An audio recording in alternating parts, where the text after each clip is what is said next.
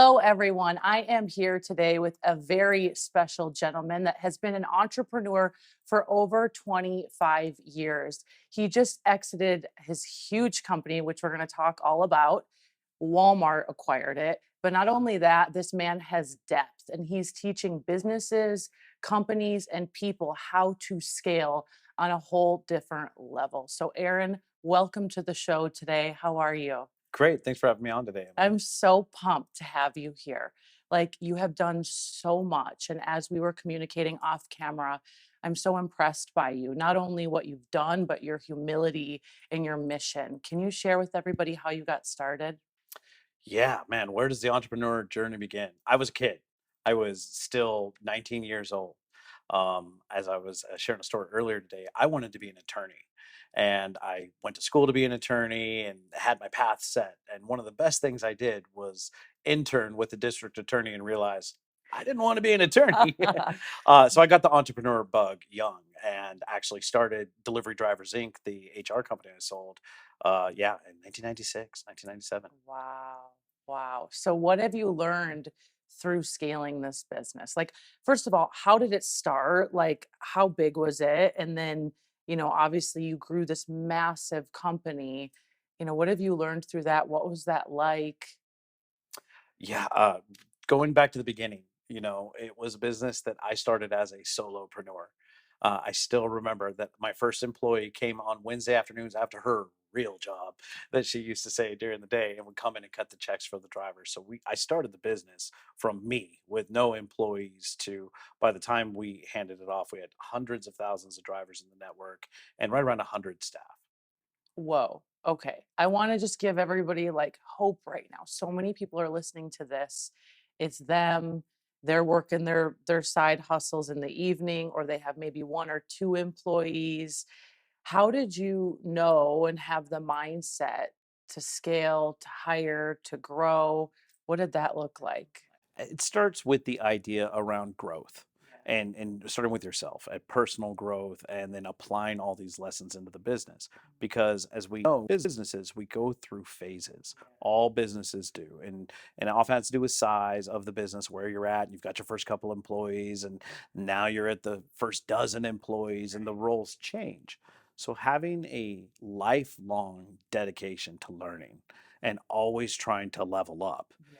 was part of the secret of success. And to be able to take the business from a tiny company to, steps and just baby steps, one in front of the other. So are you the guy that like January 1, are you like making vision boards and writing all this out? Like, did you dream about this company you created, or did it kind of like take on a world of its own? No, I think we planned it out. Yeah. We didn't, not too much happened by accident or Okay. I want to mystery. hear this. I want to like really hear about like what does that look like? I want to know what Aaron's mind looks like when you're planning things out. Well, if we're waiting until January 1, we're too late to plan the year's Okay. right start. You hear this? Yeah. So Okay. planning starts in December. Right now is planning time. But there's a process and a methodology to it. Mm, For me, I'm a big fan of the term cadence and rhythms. okay. To where whatever you're doing, when you're creating a consistent plan and a consistent way to manage that plan, Yeah. it becomes tedious. Your staff gets driven crazy after a while with another weekly meeting and these types of things. But do you have to have that process, the bones, so when you build the strategic plan, you have something to execute it on along the way? Okay, that's so good. So, how often do you meet with your team? Like, for so many people listening to this that have teams, Mhm. right? Again, maybe small, maybe large. What do you think is good? Like, how often? Because I've heard like if there's too many meetings, people get meetinged out. Are you meeting like with the whole company and then sectoring it out? What does that look like? That's a great question. It really starts with you have to have productive meetings. We can't have meetings for the sake of it. Yeah, this is good because I don't like just having meetings. I, No, I go nobody crazy. does, right? You have to have Yeah. a meeting without an agenda is Yeah. just a hangout Right. type of scenario, right? Right. So But to answer your question, for me, the cadence and the rhythm start in working backwards. Mm, So I'm not a big fan of 5-year planning with companies. I think especially in this day and age, so much changes, it changes so fast right. that usually the extent of the planning would start in a 3-year plan. But Okay. then we want to work backwards. Okay. And so we have cadences to get to all of that with your annual planning, breaking then down the quarterly reviews to your monthly goals and your weekly check-ins. Mm, So it's a layering of weekly, monthly, quarterly, and annual cadences yeah. on there. Annual strategic planning sessions where the plans are set, but then having the rhythms in place to Mm, go back, manage those plans, review those plans. And plans are just plans. They're roadmaps that are always right. wrong. Right. I've never in my career made a plan that's right. Yeah. And it's just a Same. roadmap so you have something to Yeah. react to when something goes wrong. So good. Now, I heard you mention that did you own a soccer team? Like, I did. Yeah. okay, so what did that look like? Talk to me about that. Like, and what made you own a soccer team? Well, I love sports and Yeah. entrepreneurialism. So when you Okay. take a couple passions of mine and you throw them together, that's really the short answer to that. Yeah. I had a friend and an entrepreneur in Albuquerque, New Mexico, and we were years before the business of the team ever came about, having a cigar on a rooftop bar out there in New Mexico one time, and said, "It would be really cool to do one day," because my friend and partner was from England and he was a hooligan at heart and always wanted to build a football club. And as an entrepreneur, to be able to put this together was so exciting. So we bought a franchise in the US soccer system. This was in 2013, actually about 10 years ago, and bought a franchise in the system when the USL had partnered with Major League Soccer. Yeah. And it was great. I got to play entrepreneur with, the crew and the team and the employees that were so passionate about the game and all of that. And we did amazing, right from the beginning, right Mm. from the get go. Oh my gosh. So were you just overseeing things? Because this is what I imagine, and I'm in a process of my life really where I'm growing and I'm really learning like how to delegate and hire quickly, fire quickly. I'm just kidding. Yeah, yeah, yeah. Just like true expansion. And I feel like my like worker bee mindset, this has been a huge learning curve for me. And I feel like just even being in your presence, and obviously you have 25 years of knowledge of this, but I feel like your lane. Like it seems like you really understand team building, right? And equipping people to be in their roles. Like where did this come from? When did you learn this? Do you still have to work on it? I do have to work on it. You do. Like all Okay. entrepreneurs, we all have Superman syndrome, Yeah. right? And I mean, there's books about it, how to get the big red S off of your chest because Seriously. you're good at this. Yeah. I've had to coach so many entrepreneurs that, they're the best salesperson for their company and they always will be, but they never get out of their own way. Mm, And after a while, and I have to teach them that, even if we have two sales reps on the team that are 80% as good as you, the two of them together are more than you. And so that's the idea of we're always teaching entrepreneurs to get out of their own way is a big part of that. mhm. So the other part to your question for me, and I think about the soccer team, something I used to always say to those guys was, I don't want to work here. Yeah, I would start the business as an entrepreneur Mhm. and with the idea that it was never my job to make it go day to day. I've always wanted to work on my businesses, but not in them. Oh wow. That That's good. creates a scenario where it's my goal as an entrepreneur to create jobs, give that job to somebody, empower that person behind that because I don't want their job. This is gold. This is a mindset switch, I think. Like this, you're truly an entrepreneur. Like, wow, that's really cool. I just had a moment when you're explaining this because I think people start companies and they don't have that mindset of like, let's build something long term. And then eventually give other people jobs, like you just said. And then, if God has other plans for me, I can move forward and the thing is just going to continue. And that's legacy. What keeps you excited and going? Because even it's like you've just had this huge monumental shift in your career that most would only dream of. Like you're a real inspiration of what you've done. And I don't know if you've even sat into that yet because it's been so recent. But I can still tell just by being in your presence that your wheels are always turning, you're ready to help more people, you have a real passion to get in there and help. Like, where does that come from? I'm a teacher at heart. I think we are talking about it at lunch, right? Like, I love to help other people solve their own puzzle Mm, because playing business, playing entrepreneur, and figuring out how to fix problems, solve problems, build organizations, I love it. yeah, that's awesome. One of the hot DMs I get is this. Is when should I get an assistant? Like, how much do I have them do? How do I another one I get is like, how do I keep a good assistant? And all the viewers, I feel like it's a true bottleneck because it's like the control thing's still there. And it's like they're doing activities that, they shouldn't be doing. So what insight could you give on that? Heck, a lot of time entrepreneurs go and hire an assistant and then micromanage them and make their lives harder instead of letting the assistant go and flourish on there. So, wow, it's you have to have a plan. Mm, Yeah, I've known a lot of entrepreneurs say, "Man, I'm going to have an assistant." I say, "Great. What are you going to have them do?" And their answer is, "Whatever I need them to do." mm, And that doesn't work. For me to have a system and an organization to say, "Here's the responsibilities." I mean, it's almost as simple as making sure you have a good job description, right. right? To write it down and say, "Here's the responsibilities. Here's the things I'm going to delegate and get out of the way." My example Mm, is scheduling. I truly, even to this day, I am not allowed to touch my own calendar. I usually mess it up.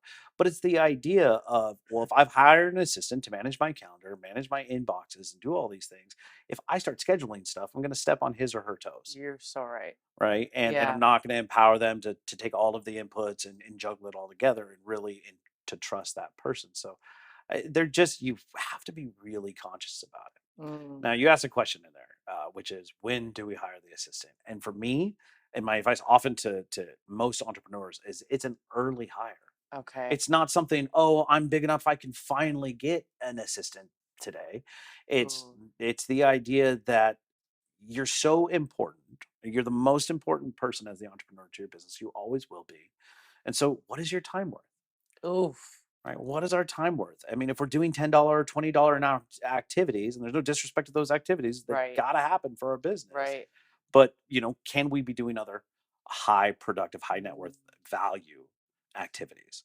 And whatever that role is for our business. And our role changes on there. So yeah. so understanding that and even early on, part-time, getting people in to you're investing in yourself Hmm. as an entrepreneur. So my advice is not to wait.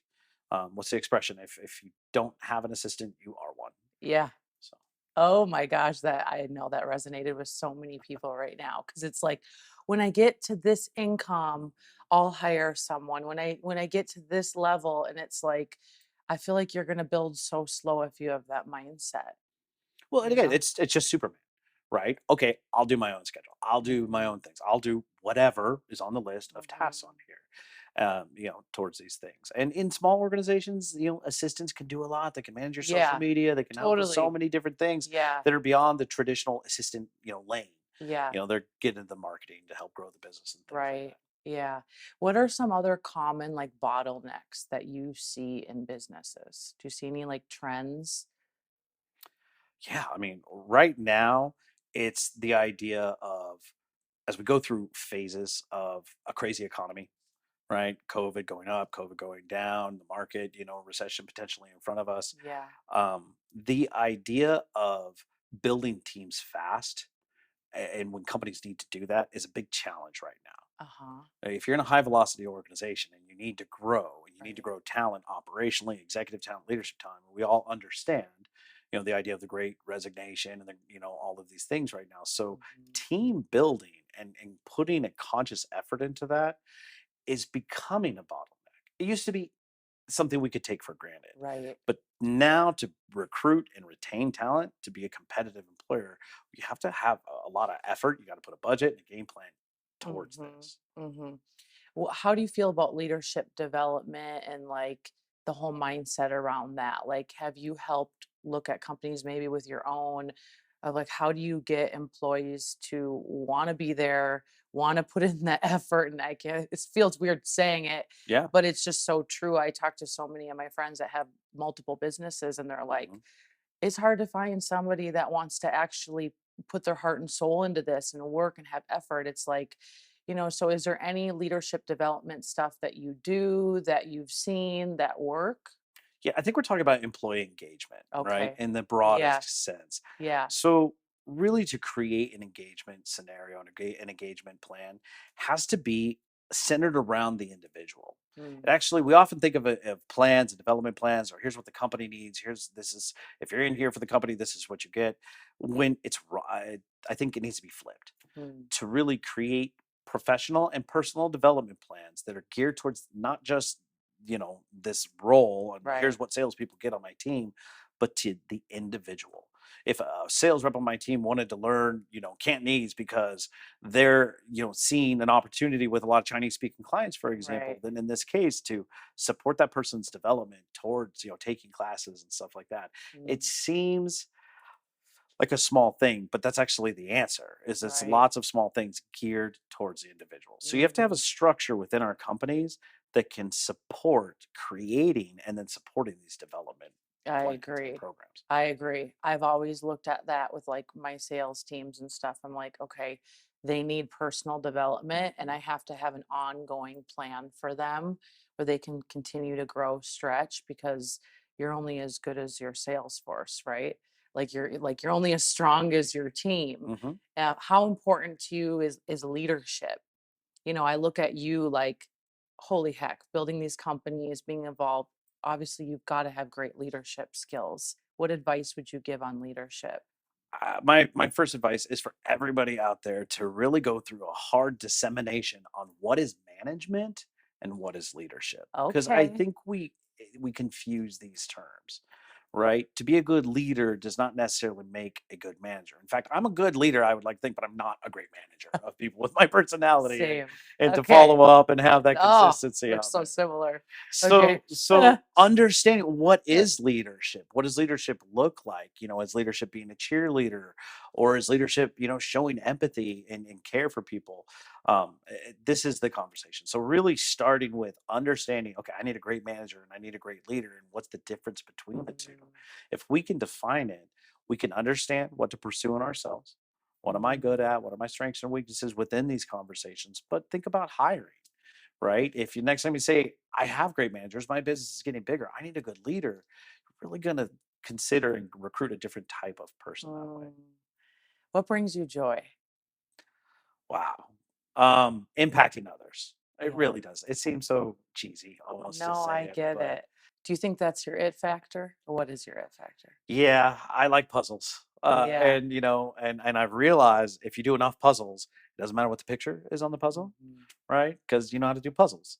So I've figured out the entrepreneurial puzzle with people, and Mm. I like building that puzzle with them. And I've also learned, like, are we starting the puzzle, dump it out on the table, or has this puzzle been going for a while and you're stuck on it and you just need a new perspective to it? I Yeah. mean, I like puzzles so much that sometimes I'm weird. Like I'll finish a puzzle and truly flip it over, and I'll Yeah. do the Yeah. gray side because there's no Yeah. pictures because it's still the same, and it's the challenge. So I love helping people unwrap that puzzle, see the puzzle, and sometimes all you need is the outside lens of have you thought about that, and it You could do change everything. everything. You're a strategist, man, to Thanks, the man. nth degree. Like you are. Like this is so awesome.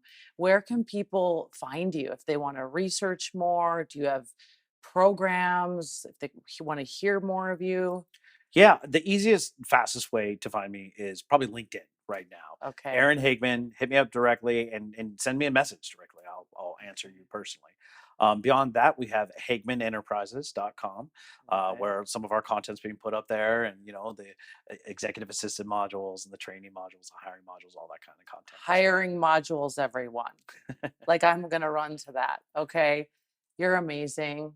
I feel like I gained a new friend and so much insight, and I'm just so pumped for you, and really what you're bringing and giving to the world is amazing, and thank you for all you do. Well, it's so nice of you to say. Yeah. Thanks. Thanks for having me on. Yes.